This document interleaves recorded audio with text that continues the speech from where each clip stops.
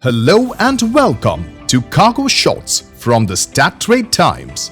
Here's our pick of the best news shots that made the headlines this week. Before we start, let's take a look at a number. IATA released this figure in its March 2022 data for global air cargo markets. So what is this number all about? Stay tuned till the end to find out. In its recently released traffic report called the Finnair Traffic Performance in April 2022, Finnair stated that its available scheduled cargo ton kilometers or CTKs had spiked by 299% year-on-year, translating to an increase of 1.9% month-on-month.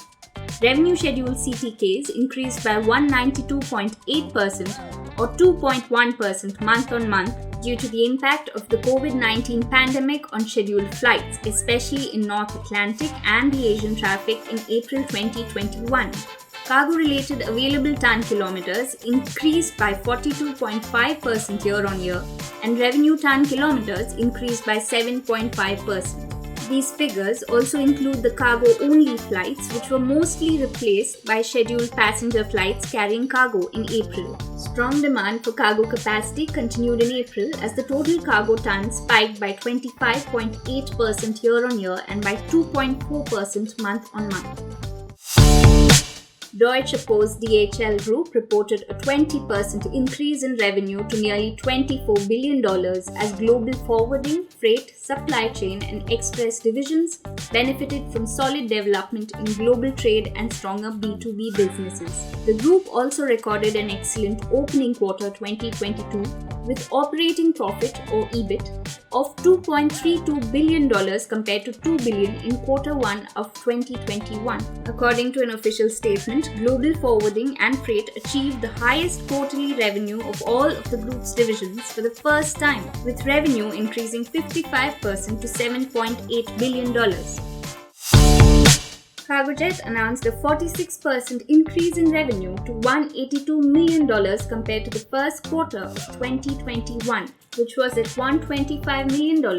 Net loss for the quarter was at $44 million compared to the net income of $69 million in 2021, according to an official statement. The carrier said it witnessed strong contribution from the all-in charter segment that benefited from robust demand for global air cargo. Charter business nearly tripled compared to the same period last year. Cargojet President and CEO Ajay Virmani attributed the current geopolitical climate to creating new opportunities for air cargo. Web Cargo by Freightos, a digital booking platform for air cargo, will soon roll out a new greenhouse gas emission estimator through its digital booking platform. Web Cargo by Freightos is in the process of introducing a new capability in its booking platform to allow customers to estimate greenhouse gas emissions for their bookings. Zvi Schreiber, the chief executive of Freightos, said sustainability is a big topic for Freightos. He added that Freightos was actively in the process of rolling out the new GHG emissions estimator throughout their platform. He said that through the estimator, every price quote Freightos gives will include a GHG emissions estimate based on the European standard EN 16258. The success of last year's cooperation agreement with Cainiao Network, the logistics arm of Alibaba Group, has enabled Saudia Cargo to achieve significant growth in e-commerce shipments this year. The agreement created a thriving sky bridge between Asia and Europe, allowing Saudia Cargo to benefit from the opportunities arising from the growing global e-commerce market. Cainiao joined Saudia Cargo's flight program in March 2021.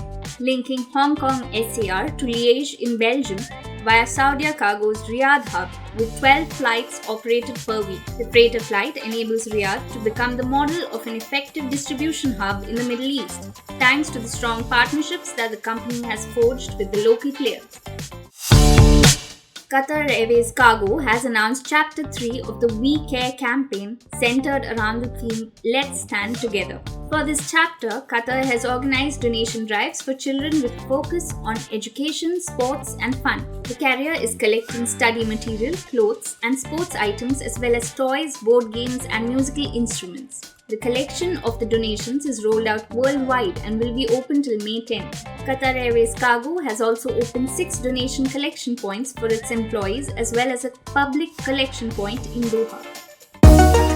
So what was the figure 5.2% all about?